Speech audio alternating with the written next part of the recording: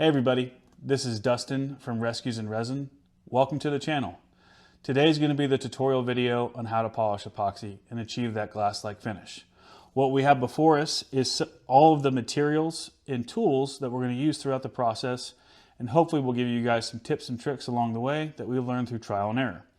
One thing I want to point out, that we like to start off with the edges first, then do the tops and bottoms and the chamfers. That's because this Festool Edge Sanding Guide makes our life extremely easy when it comes to keeping those edges nice and parallel to the tops and bottoms of our work surface. One thing to note is that this felt pad on the Festool acquires a lot of epoxy dust, dirt, debris, small micro fragments that you can't see, you can't get out. So instead of just replacing this, that's why we choose to start with the edges first and then go tops and bottoms. If you don't do that, it's not a huge deal. It could lead to a little bit of micro scratching or marring of the work surface that'll probably come out when you get all the way to 8,000 grit like we're going to do, or when you get into the wool wheel. So just something to keep in mind. For dry sanding, we like to start off at 80 grit and working all the way to 400. We prefer the mesh pads to anything else. I find that this helps out with some of the epoxy dust, especially once we get into the wet sanding. It makes our life a lot easier. When we're working through our grits, I recommend you take the opportunity to water pop. Again, we're going to sand the entire workpiece, tops, bottoms, chamfers, edges, the whole thing to 400 dry. When we're water popping, take that opportunity to wipe off any of the remnant epoxy dust in between each grit. That'll alleviate some of the small swirl marks that you're seeing as you're stepping up in your grits. Again, you might actually end up getting that out when you get all the way to 8,000 grit, but if you're at a workpiece that you're stopping at 400 in conjunction with wood and epoxy, just keep that in the back of your mind. It might help you out a little bit. All right, so when we start our wet sanding, I like to start off with a brand new 400 pad, and I'll go all the way to 8,000. If you notice, I've got these 5-inch size pads all the way to 1,000 grit, and these big 6-inch pads all the way to 8,000. Something that you can do to save yourself a little money is just cut those down to 5 inches and not pay the extra money for a 5-inch pad.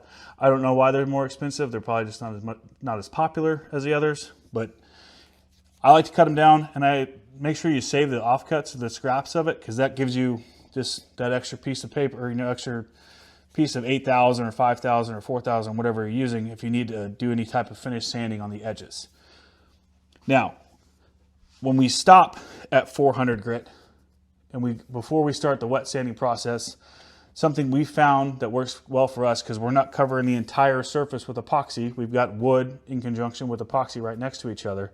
I like to saturate the wood with Walrus Oil. You can use whatever type of cutting board oil, monocoat, whatever you want to use to try to get as much of that wood saturated with the proper type of oil or coating that you want to use. Don't use lacquer or anything like that, because that's just going to turn into a mess. But I tested this specific workpiece. Now this one's already done, but I tested this specific workpiece before I started wet sanding. It was at 12. After we were done, it finished at 12.5. That's a marginal increase. So you just let it sit out for a little bit. It'll equalize. Not saying that's the correct 100% way to do it. That's just the way we found works best for us. So take that for what it's worth, and hopefully that helps you. When we are working through our grits on wet sanding, be sure that if you're starting to see the water get really murky, take that opportunity to wipe the surface off, rinse your pad, or add additional water, and then go back with the same grit. If we have really murky water, you guessed it, that's epoxy dust and remnants that's adding to extra scratching and marring of the work surface. So there's that. Okay. So we finished talking about all the grits and sandpaper we're going to use during the dry and wet sanding process. Before we move on to the last few final steps, I just wanted to touch on utilizing the speed settings in your sanders appropriately. As you work higher in the grits, just bump up your speed. It's more of a feel thing than anything. I don't have a guide or a graph or a chart to give you the right answer. So a little bit of trial and error. If you end up seeing a lot of swirl marks after you're done sanding, especially when it comes to dry sanding, it's because your speed was a little bit too low.